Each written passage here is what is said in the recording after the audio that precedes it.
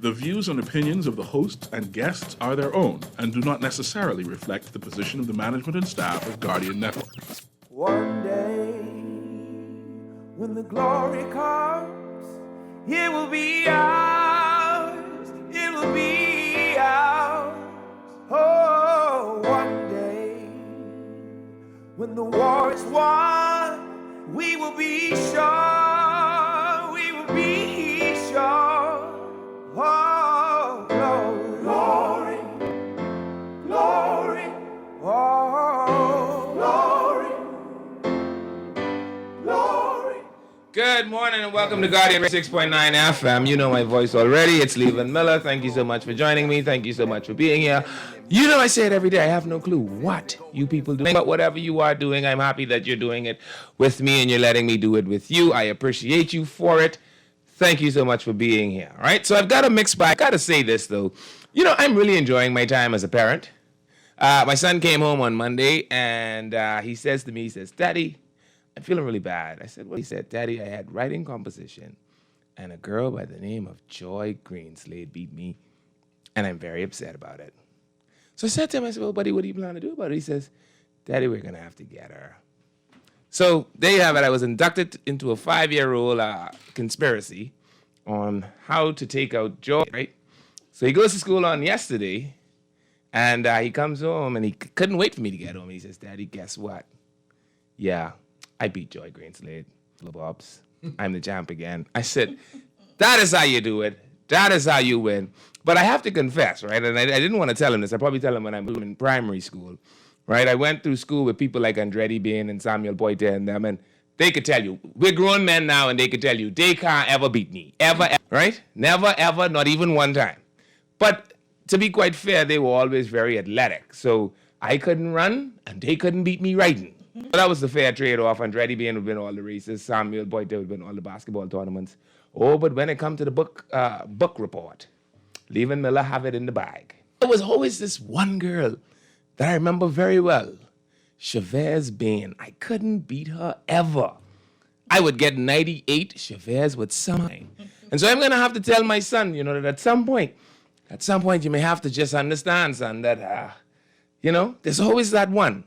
But I'm very proud, so I had to make sure I put that out there. I'm now a part of a 5-year-old conspiracy to ensure that no one beats him at writing composition. I kind of like this. So outside of that, I'm talking about it's very important to family life, right? Insurance. We're in the middle of a pandemic, and a lot of people are getting rid of a lot of things because of money. And a lot of people had insurance by virtue of their employer, and a lot of that has fallen away. And then there are some people that are kind of in limbo with their policies because if you remember in the early days of the pandemic, the Prime Minister had made some sort of special announcement, and people had kind of not paid their premiums for a while. And so I wanted to kind of give people an opportunity how they can go about it, because insurance is a very important. And I have to confess, I have the A-team in the building with me this morning, but I have to confess, right? Paying my insurance always makes me feel bad, and I'm going to tell you why. Because it's an invisible thing, right? Like I'm kinesthetic, I think they call it, or tactile. I like touching things, right? So anything I can touch, I have no problem paying for it, right? The difficulty with insurance is I pay for it and then I kind of don't see it. Right. But I will say this, that I've also had enough life experience to realize that the time when you need it the most, you won't be able to pay for it then, and so it would have been good that you've paid for it before. And so I brought some people in, I think the best group of people that I could find, to talk to you all for a short bit about life insurance, health insurance. How do we cope with it in the pandemic? How do we add it in as, you know, which is kind of how I like to just look at it. So this is how I live my life. Utilities, childcare, insurance, bear money, right? And those are the recurring expenditures in my life, right? And so I'm going to give you all an opportunity now to kind of tell me post the pandemic, or I guess in a post-pandemic world, how are people being affected with regards to coverage in their life insurance, etc. I'm joined in the studio by Alpheus Hawk Finlayson. You probably know the voice already. And of course, his doctor, Alexis Hanna. They call themselves the A-Team. They're in studio with me this morning. Lady, gentlemen, good morning.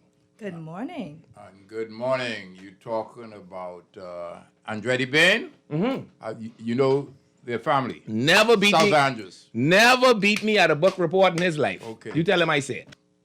But he could run. Yeah. Really fast. I never beat him at a run ever in my life. So what's happening in the insurance industry? What's happening right now as far as is concerned? Where are we with that, Alexis? So, as far as insurance is concerned, as it relates to the pandemic and COVID-19, you know, this is a new phenomenon for all of us worldwide. So, of course, in the insurance industry, you know, it's all about protecting against risk, especially, you know, loss of life, and covering for, you know, health and expenses along those lines. So, of course, this presents a very, you know, special difficulty for us in the insurance industry, the industry itself. You know, we've never had to deal with this before, and this is something completely new to us. So, to be honest, everything is up in the air in terms of, you know, how exactly the industry is to move forward and handle this. So just as the virus is changing, feeling like, you know, on a daily basis, the industry has to now pivot and change along with it. So in terms of, you know, underwriting and requirements and, you know, what happens in terms of people who have had the virus maybe and then now it's at a pre-existing condition, like all of those things we just don't know as yet, to be quite honest with you. There is one very interesting question, and I'm so happy I have you all here because this question has come up before. There are some people, or there is a rumor in the wind that is suggesting that if you are vaccinated, somehow that could affect coverage. Is there any truth to that at all, or is that just people mischief making? As far as I know right now, it's a rumor. I really can't say, though. Like I said, to be honest with you, we, you know, as the information comes in, especially within the Bahamas, our insurance companies, you know, we refer to our reinsurers, you know, who are international, and they kind of guide us as to what is going to be happening with us in the industry. So, What would make something like that though? Like, what would make something like that even possible? Are you able to speak to, I guess, from an insurance level, and maybe Hawk, you may be a better person because I know you've had a bit more time around the industry. The pandemic is new, therefore the vaccination is new, and people do have concerns. Like, people have come to me. Someone brought me a whole dossier the other day about what they've heard regarding vaccination and their policy coverage, and so it is a concern for the general public. As underwriters of insurance, as agents of insurance of an insurance company, what do you say to your clients or customers that do have as a concern, man, one of the things that I have as a restriction to me taking the vaccination is I don't want to then put myself in a position of liability with my insurer at some point? Well, let me say this. As far as I know, just about every insurance company in the Bahamas has a reinsurer, and it's normally from Canada. Okay. So with that in mind, the insurance company here could be sure that a certain limit of insurance, they could take care of it. But when you come with a risk that we say is changing, we don't know what it is. And it is my belief that as time flies, you see things are changing. We will have a better idea as to what to do. And this is not just life insurance, you know. Sure. We're talking about general insurance and all of that. Okay. So, but as it stands right now, it's not an issue. it's not an issue, and you know there is no answer for that at this time. Okay. All right. So outside of the life insurance policies, I imagine that medical insurance is something that if you have had COVID, people kind of want to know how do they go about ensuring that they have themselves adequate coverage for these kinds of things. What are some of the recommendations you have, Alex? So in terms of, you know, if you have already had the virus, you know, we are not saying that, you know, you cannot get insured. You know, if you already have medical coverage or any sort of life insurance coverage or any sort of insurance, having the virus, getting over the virus, none of that is a factor. Okay. because you already have it. So that's not going to play into anything. It's not going to be issue for you going forward. Like I said, we don't necessarily know whether this may be considered a pre-existing condition going forward. We don't know exactly what law. We're still unclear about that. So we can't necessarily say. But from what I have seen so far, just in terms of underwriting and what we've been doing with clients who are going forward, we have not had much of an issue. Like if you had the virus, and say, you know, of course, there's all sorts of new paperwork and forms and whatnot that we have to fill out. So we ask you numerous questions about the virus. What were your symptoms? How long ago have you gotten a negative test result? All those sorts of things. And they would play into now the underwriting process. Okay. So I would say it is definitely still on a case-by-case basis, as is any sort of underwriting, honestly. Okay. So we can't say definitively that, you know, that would be an issue in terms of obtaining coverage. Let me stick it there. We had the opportunity to go to a physician up the street yesterday. And when you walk in there, you have to fill out everything. If you've had anything to do with somebody in your house or close to you that has had the virus. Right, just about anywhere you go just nowadays. about Of anywhere. course, That is the there's new some sort normal. of disclaimer or That's the waiver new that you would normal. have to answer because there's risk and there's liability to their business as well. So someone here is saying to me that they've had group insurance for 40 years, right? Right. They retired over the age of 60, and now they are, I guess, in a position where they are not insurable. Okay. What exactly are the options for people like that? Well, let me say something. There are some people in our business. There's somebody over 90, and he is still Insurable? No, he is still doing business. Right. But the point is that when he quits doing business, we are at a different level at Kalina and most companies. So you have to pay a higher premium. So my recommendation to everybody, if you have a job, you're in a big or smaller, what I'm saying is company, then you should keep it. You should keep the insurance because there's a significant, talk about BPL years ago.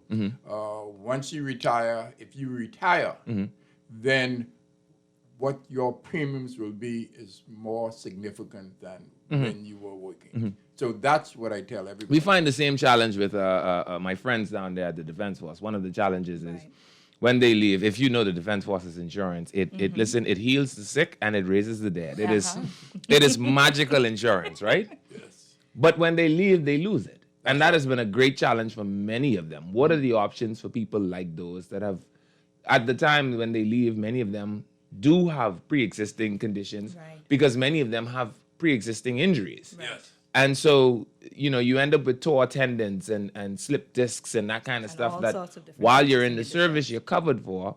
But when you leave, the injuries go nowhere. You're aging. The injuries now have side effects that kind of worsen as you age. Of course. And But that's now when you your need the insurer coverage. has left you. Right. What is the option for people like them? Because I hear you, Hawk, with keeping that coverage.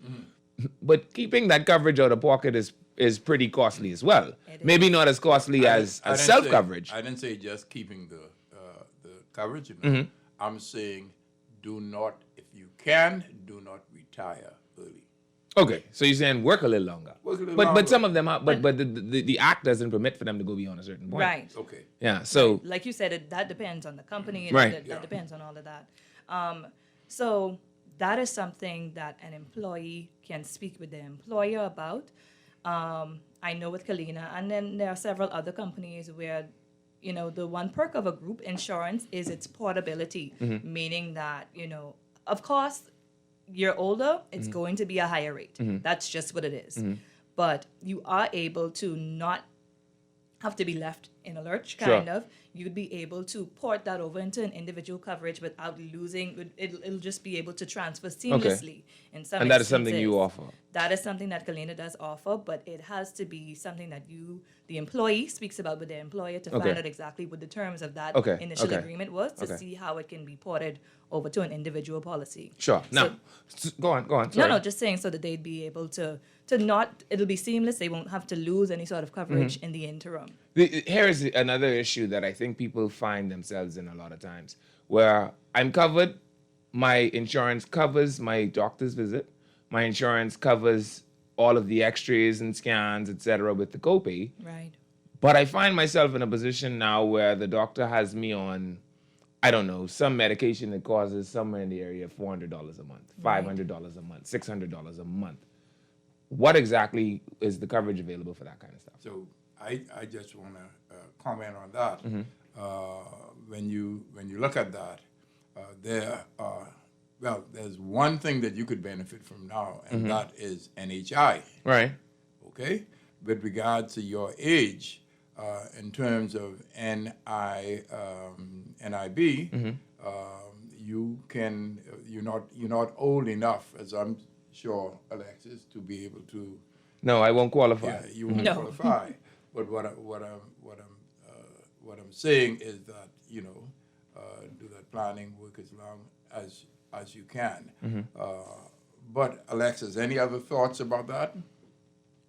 Realistically, there would be, provided through your insurance company. Like you said, it would take care of certain things in terms of copays, in terms of all these x-rays and whatnot, but there's still going to be some sort of expense that you would have to come up with out of pocket. So there is nothing that covers the cost of medicating or medication. Not specifically medication, no. There's nothing that would cover which specifically is a that. very costly side of healthcare. It definitely could be. Yeah, it could be. It certainly It could could be. be. However, like he started to say that, there would be for people in a certain age bracket. Sure. Other Yes. options in terms of NHI, all of these other things that Yeah. would be able to, try and supplement Yeah. what you already have. Yeah, with people your- like me wouldn't qualify though, because Right. the National Prescription Drug Plan does this interesting thing where if you're a minimum wage government employee, you qualify. Right. If you are, I think, pregnant or something, you qualify for some of the drugs. And then the other category of people are people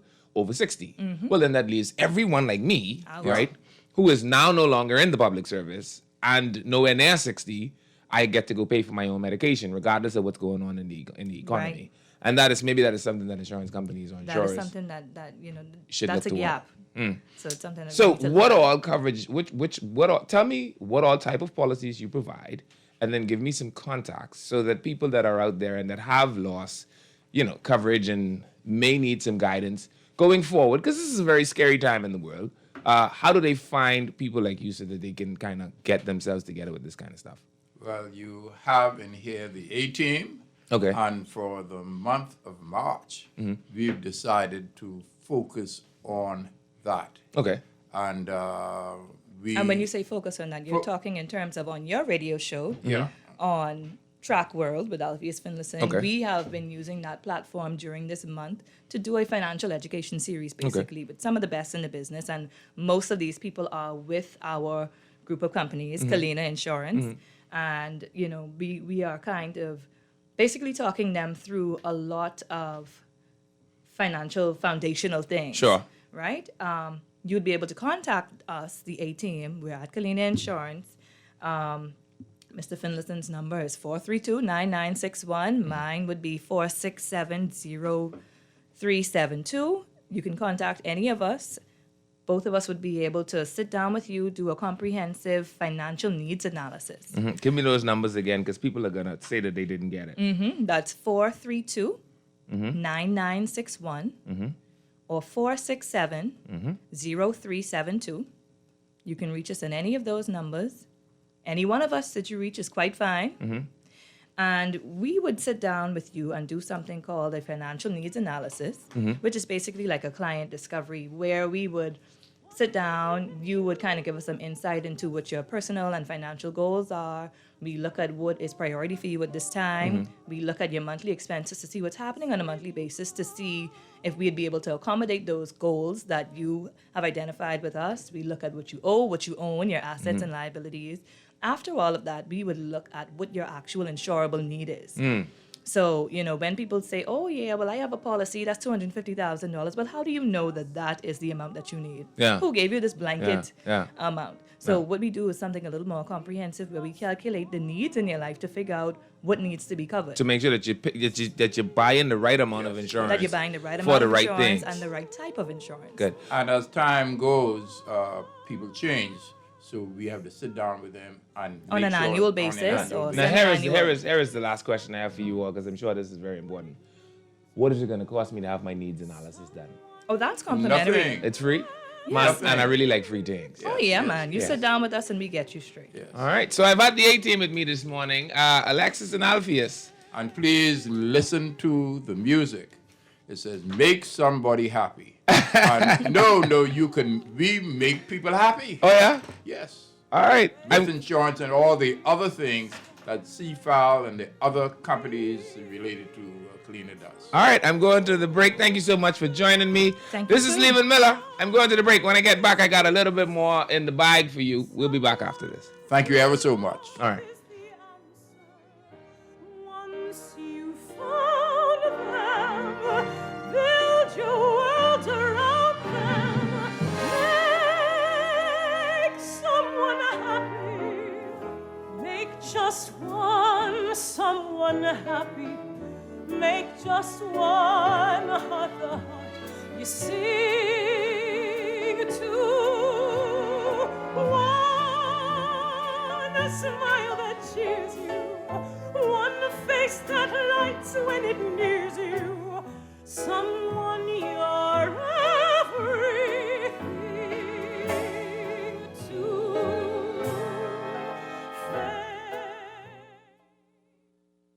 Always on the go? Missed the show? You can now listen to Guardian Radio talk shows anytime, anywhere on Spotify and YouTube by searching Guardian Radio 96.9 FM or by entering the name of your favorite show. You can also listen by logging on to GuardianTalkRadio.com and clicking on the podcast tab. Guardian Radio, continuing to provide you with fresh news and smart talk anywhere, anytime, all day. Meet Jackie. Jackie's a hard worker with a steady income, but she has a personal loan and multiple credit cards to pay off. To keep her account current, Jackie opted for a loan from Fidelity Bank to consolidate her debt into one monthly payment and earn interest on a built-in savings account. Be like Jackie. Call 356-7764 to book a complimentary financial coaching session. Fidelity also offers virtual assistance. Fidelity, we're good for you. This is Guardian Radio 96.9 FM, Nassau, Bahamas.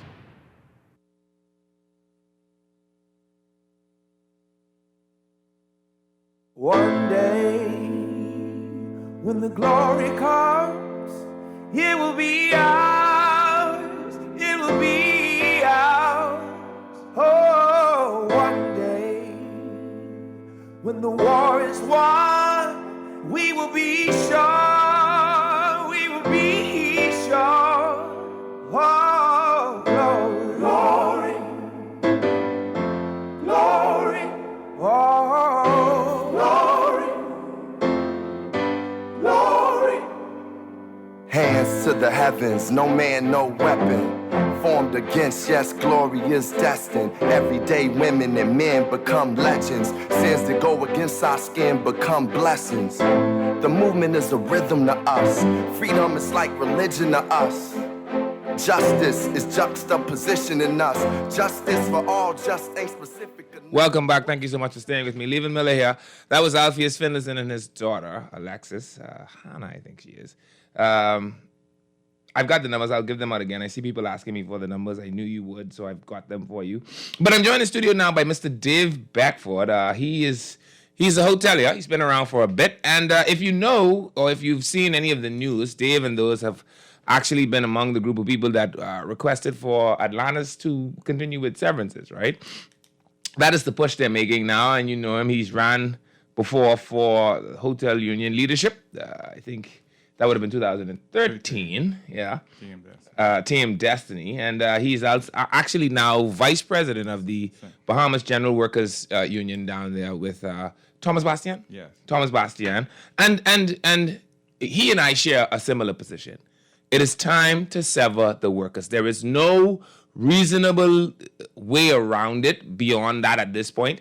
The people need to at least be able to reset their lives to zero, because where they are now, they're in the deficit. Yes. And there are people that will argue, because I did a bit of workup in preparation for this show, and there are people that will say, oh, well, some of them will only get $8,000. Some of them will only get $7,000. That really will be of no material value. To that I say, at least I would be $7,000 less in debt, because I would be able to at least pay some of my debt. $7,000 may be the difference between me sleeping in my car and me being able to buy some more grace from my landlord. $7,000 may be the difference between me having no light and me being able to actually put something on a light bill that BEC can see. And so, for me, it is about the restoration of human dignity. I think that is what the severance will do. There is no need to continue to drag people on in the stupor of this indignified behavior of waiting to know. And I think Mr. Beckford shares that. So he's here with me this morning. Mr. Beckford, good morning. Good morning, Mr. Miller. It's good to be here. Okay, so give it to me. I mean, where exactly are you in your group? What exactly are some of the shortcomings being realized by the union? And why hasn't the union put a greater push towards the severancing of hotel workers? Well, Leyvon, I think that's a great question you ask. Certainly for me, for running for the leadership of the union, I felt like the administration was ineffective and we're not doing what in the best interest of the members and the workers. But that being said, after running and not being successful against the former president, Nicole Martin, and now Mr. Darren Wood, who was the former general secretary under Nicole Martin, who is now the president of the union, I think they've really failed the workers. But I think we have to understand why, and a lot of workers. Why do you say they've failed? Yeah, because when you look at it, first of all, there's no registered industrial agreement in place. Since when? Well, almost now 10 years. The last agreement came into effect in 2008. It expired in 2013. It's a 5-year agreement. We now in 2021, so you're looking at almost 10 years. No increase, no back pay. But most importantly of all, there's no document to protect the rights of the workers. So you have a combination of failed leadership, no industrial agreement. You have an emergency orders that put in place by the government, which in my view discriminate against workers because it protects more of the employer. Because the employer can furlough you, can call you to work, send you home. We saw what happened in Malia, and simply just let you go. So, I think that that administration has failed the workers. I've been saying that for years now. I've even called for their resignation when they failed to even submit a proposal to the Employers Association on time. And we're not talking just about one property here. You're talking about Atlantis, Ocean Club now, Four Seasons. We're talking about the Hilton Resort. I think Lyford Key, a few months just redundant all their workers. Malia was also under the same contract. So you're talking about thousands of hotel workers disenfranchised because you have an administration who failed to negotiate a contract. And it appears as if you have a government that is working closely, having conversation with the employers in regards to what's happening with this pandemic and this emergency order. So, I have had a press conference. I've been let go from Atlantis December 11, 2020. They have given no explanation as to why they let me go. They just say they no longer need my services. Right. So you have been severed. Yeah, and I'm a landscaper, and so they're exploiting the workers because you find that landscaping, water features, is an security. Who's ensuring that companies like Atlantis are not taking advantage of the workers in this situation? Why do you have your landscapers home? when the property have to be maintained. And even up to date, as far as I know, the landscapers that were out on furlough have still yet not been called back to work. What has been the union's response in all of this? The union, to me, seems to be, I think I heard Mr. Wood said he doesn't agree with the emergency orders, but there hasn't been any press conference. I don't know of any meetings. They have not been forceful and outspoken about what has been happening to the workers. People will say, what do you expect the unions to do? The hotels have the emergency order in place. The emergency order will continue to protect them. That is, that causes or kind of pushes the union into a strength. Well, I think the union prefer not the workers to be redundant because, again, they're looking at losing members and revenue. What good are their members to them now? So if there's no salary? So this is my point. But at the end of the day, you represent the workers, and so like you said, even if it's a small amount of money, the matter of fact is it's my money. Right. And then the law states clearly what should happen after 13 weeks. So when hotel workers say I want to be redundant, I mean that's not being unreasonable. That's not insanity. Yeah. The law says after 13 weeks what the employer should do. Sure. And then what also is important, Leyvon, is that the law says that when business picks up, these same workers should be the first to call be back. considered, right. So even if you redundant me now, when business get back to some normalcy, and these are the things that I think the Labor Department, the Minister of Labor, the Director of Labor, these are the things they should also be talking about. And on the other hand, yes, the 2 weeks up to 12 weeks, up to 12 years, yes, it may not be much money. But like you say, when you can't pay your rent, or you can't find food to eat, or you sleeping in your car, a couple of dollars in your pocket. Yeah. It makes a little bit of love is better than no love at all. Exactly. Let me give out these numbers in case people want to have a conversation with you. 323-6232, 324-316, 325-4259, or you can text me, 422-4796. Mr. Dave Beckford is my guest. We're talking about the hotel workers. The hotel is in severancing of the hotel workers. And this is Leyvon Miller's description. And the inadequacy of the union, I guess, to be able to put up a front or put up an argument well enough that would cause the hotel owners to decide to sever the people in that industry. And at this point, for me, it is about human dignity. Now, I will say, Mr. Beckford, I've checked around, and I am advised that the union had responded to some of its members and had provided hardship assistance to some of its members and gave periodic cycles of money to some of its members. Well, I'm glad you mentioned that because the monies, I understand, I remember now, I'm a former furloughed hotel worker.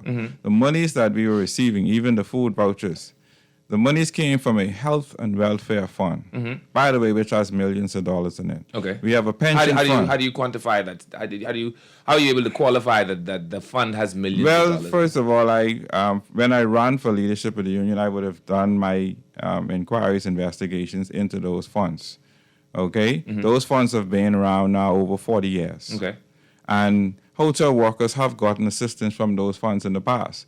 The former administration gave hotel workers who were working during the recession in 08, those who were working $3 or less got $1,000. Now, that wasn't cash, but if you bring your light bill or your rent or your mortgage or whatever it is, you were able to get assistance from those funds. So what Darren Woods, who's the lead trustee on the pension fund and on these funds, and on behalf of the workers, he should have been agitating for the other side because there are 14 trustees that administer the 14 administrators of that pension fund.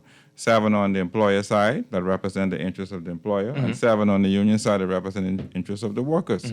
So this is not new. Monies are in those funds, and this is why I also been agitating for Aladdis and those to pay a percentage of furloughed workers' salary the same way Bahama has been doing. I must say, Bahama have been paying their workers 40% at the beginning of this pandemic, and I think it's 30%. And I think they're still doing it. The question is why properties like Atlantis and those haven't done it, and why Atlantis are holding those workers hostage. There are persons who are close to retirement. There are hotel workers I know, they're like, I'm not interested in go back. I don't want to go back. Many hotel workers are not in situations. Many of them work because they love being a hotelier. They love what they do. Their house is paid for. Their mortgages are paid. Not all hotel workers are doing bad. So, but they're like, you know what? This been a year now. I'm ready to go. Put those headsets on. Somebody wants to talk to you. 323-6232, 325-4316, 325-4259. We've got a caller on the line. Good morning, caller. You're on. Yes, good morning, Leyvon. Hey, how are you? And good morning, Mr. Beckles. Good morning, sir. I am one of those that worked in the hotel industry all my life. Mm-hmm. Okay, and I am no longer there. It's been some 39 years that I've been in Atlantis. Mm-hmm. Okay, it is true that your mortgage is paid and that you don't want to go back and stuff like that. But what I have found out, being a part of the union, it is a good entity to join, and it's beneficial when you are retired because of the pension and stuff like that, or the agency shop. Okay? But what happens is that as president, as an official of the union, it would seem as if your salary is more important to you than my issue. Mm-hmm. Okay?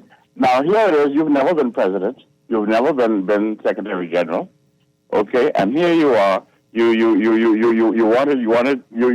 want these stuff. And it's just like a politician.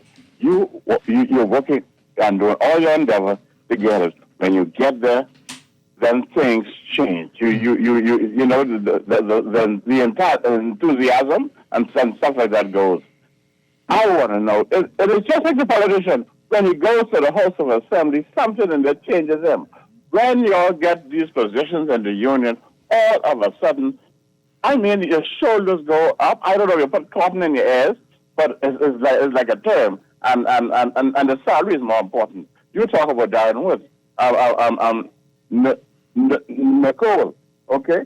And they are both the same. I totally agree with you. But what could tell me that if you should get that job back out of Lattice or become president of the union, what's going to stop you from changing? I like up and listen. Thank you. Well, let's make it abundantly clear. You're not running for anything. Well, first of all, so yeah, I'm not running for the leadership at Hotel Union. I believe the Hotel Union has elections coming up in the next couple of months in May. Right. But however, right here at Guardian FM, former host Mr. Darrell Miller, I am the one who revealed, based on some information that I got, what the executives were making.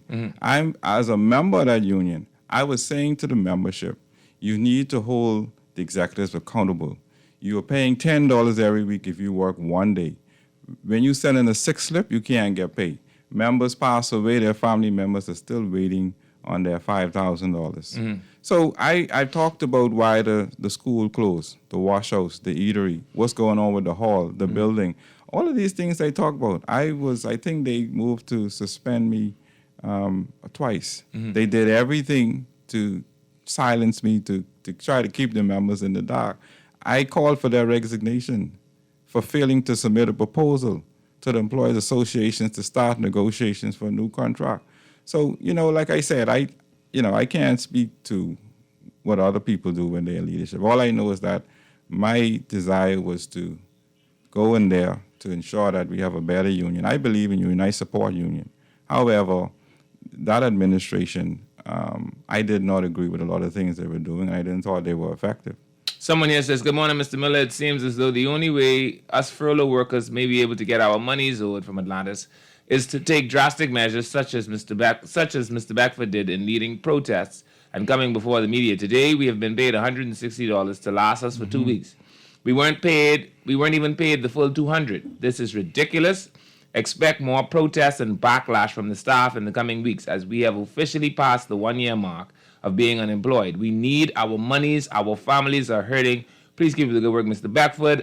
Someone else here says, let's go for one. Good morning, sir. I am an Atlantis worker and I've been furloughed for a year. It's all one big game designed to keep the staff hostage and to keep the employers from paying us our money. I've been asking for my package and it's been an entire year and I can't understand why Atlantis can't pay us. The union has gone quiet and has ceased to be the voice of the people from the beginning of the pandemic to now. This other text right here says, good morning, Leyvon Miller, and they spelled my name correctly. If you're a furloughed employee and you resign, what do you get from Atlantis? I do not know. You get nothing. If you furloughed, you get nothing. If you resign, you get nothing. Good morning, Mr. Miller. Atlantis should have paid its furloughed workers an amount every month until they got back to work. The government suspended the act, but should have put in place a sensible plan for us. Mr. Beckford knows what he is saying. Today, the government assistance has been cut to $160 per person. Let's take another phone call. Good morning, caller. You're on.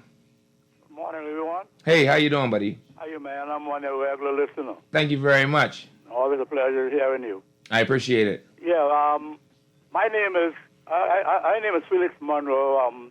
I used to be a senior chief shop steward in Atlanta. Yes, sir. I know that. 45 years. I retire now. Senior chief shop steward. I like that title. Yes, sir. Well, Dave, I train him. Okay. He work under me. Okay. I know him very well. And the gentleman that called a little while ago about him with the job and all that, it ain't like that, because I can tell you right now, people calling me every day because they know me and Dave is hard workers for the people. They call Dave to assist them because nobody else from the union coming in to assist them and to say nothing to them. Okay. That is what's happening this stuff. Okay. Okay? And I can be honest with you, I've been around those people because they victimized, but 14 of these shop short. You ever stand up against them, your head off. That's everybody wants. And, all right, so it ain't like that with Dave. Dave is not. Dave believe in helping people. Okay. All right.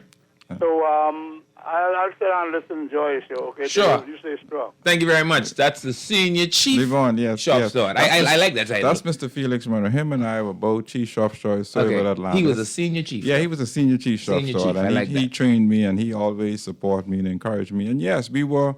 And he, at the time, I was shop steward. When Martin came to office, they fired 14 of us. Just let us go.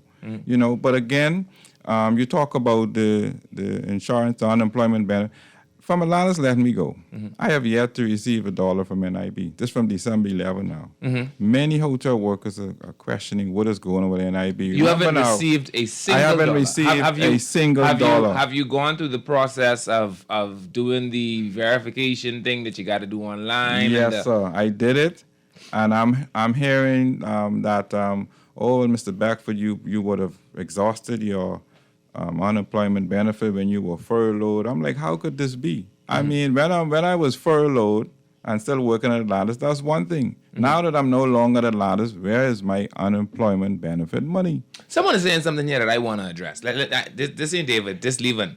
Someone here is saying the Bahamas has the highest redundancy payments in the world. The UK only gives 10 weeks, Canada gives 8 weeks, and the US gives 0. Jamaica is 8 weeks of the Bahamas. What we give in the Bahamas is ridiculous. That would bankrupt a hotel. Jack's right. This Leyvon. I don't care about no bankrupt hotel. No. This is very serious. Yeah. I care about giving human beings dignity, particularly those human beings that risk their health building the brand that is these hotels. See, my grandmother happened to have been a hotelier for 44 years. And when the woman left, she had a bad back, bad knees, and could barely walk. All right? She gave her all to Donald Trump, Merv Griffin, and Saul Kirshner. And when it was done 44 years later, the least they could have do was pay her whatever the little union pension was. I couldn't imagine my grandmother at 41 years or 42 years finding herself in this position and with the kind of ailments she had, not being able to at least hold on to human decency and dignity. And I find it offensive that people would make excuse for billionaires when you have the men and women that live in this country beside you unable to pay for basic utilities. There has to be something unchristian about that. And if you find a difficulty with that, then maybe you ought to search inside yourself and ask yourself how good a Christian you are. Because I can't understand. It cannot be reasonable for you to believe that an employer can drag me along for a year and your greatest concern is that it will put the hotels in liquidation, then they can go and restructure. That is what big companies do. Restructure your debt and figure it out. But in the meantime, allow these people the dignity of being able to be adults. Allow a father the dignity of being able to be a father to his children. Come on, man. Let's don't play children's church here, all right? Let's take a call. Good morning, caller. You're on. Hey, brother, man. What's up, brother? I feel great. Hi, good afternoon. It's still morning to it. It's still morning to it. Yes, sir. You know something? When I listen to the conversation when you're talking about unions and the hotel, listen, Mr. Miller, I gonna call. I'm not gonna call names, but well, anyway, I can't. When you got persons like John Pinder and Robert Farquharson, who are union leaders, right? Who are adamant and fighting. I'm talking about fighting day and night for the people. The minute time they get a government appointed job or hypothetically a doggy bone, they shut up.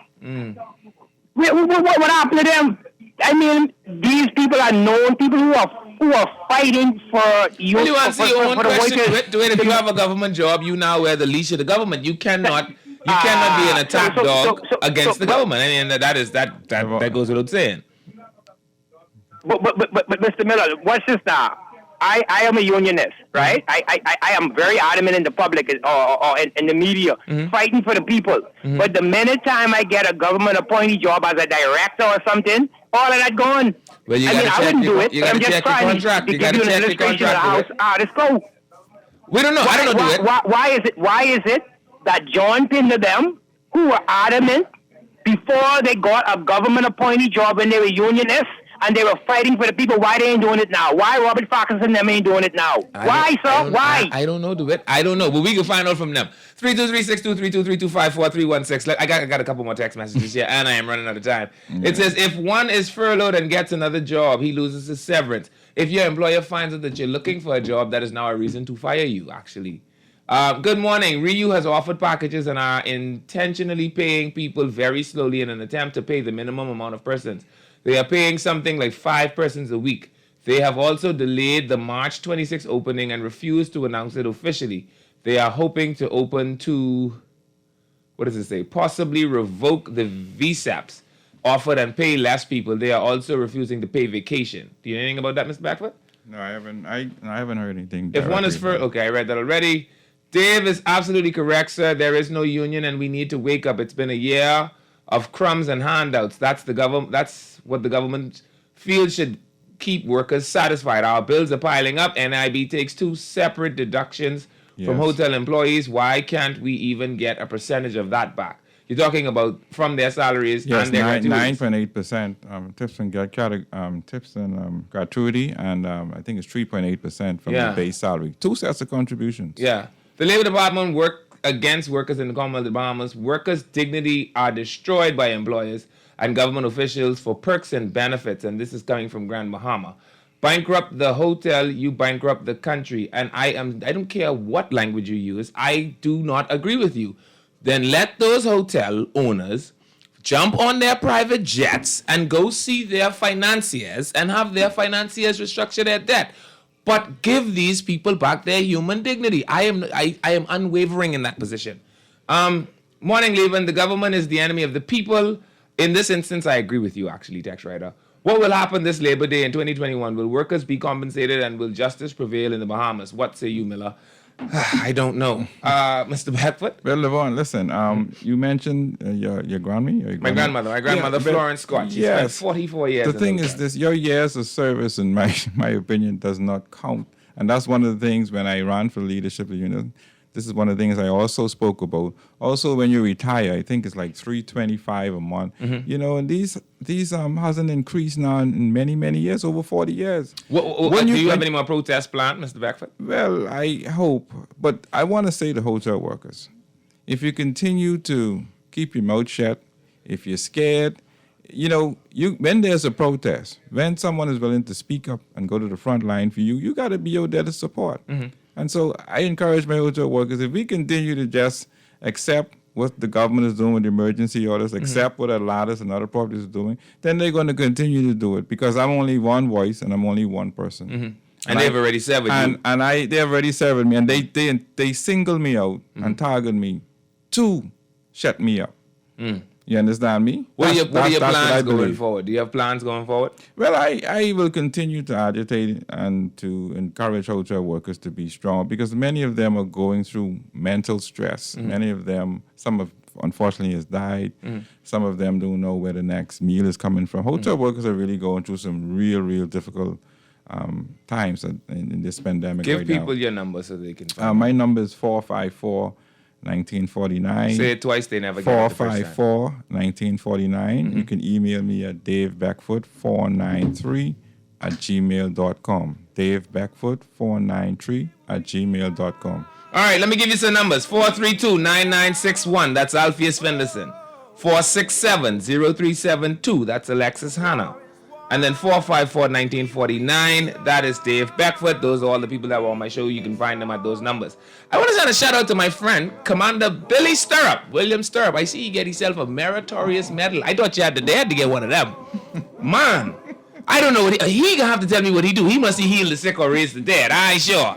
But to Billy Stirrup, I say to you, sir, Bravo Zulu, congratulations on a meritorious medal. What a time to be alive in the city. Anyway, I'm Leyvon Miller. This is Guardian Radio 96.9 FM. It's your station for fresh news and smart talk. Don't move. They've got news next. Freedom is like religion to us. Justice is juxtaposition in us. Justice for all just ain't specific enough. One son died, his spirit is revisiting us. True and living in us. Resistance is us. That's why Rosa sat on the bus. That's why we walk through Ferguson with our hands up. When it go down, we woman and man up.